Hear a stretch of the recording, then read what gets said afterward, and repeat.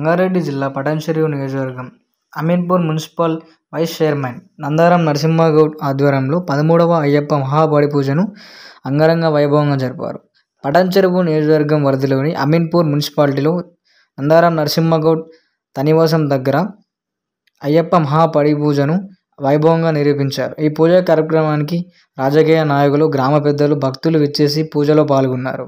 అనంతరం వారు మాట్లాడుతూ అయ్యప్ప భక్తి గీతాలతో మరియు నామస్వరంతో మరికొద్ది కేరళ డప్పులు కళాకారులు డప్పు వాయిద్యాలు ప్రత్యేకంగా ఆకట్టుకుంది.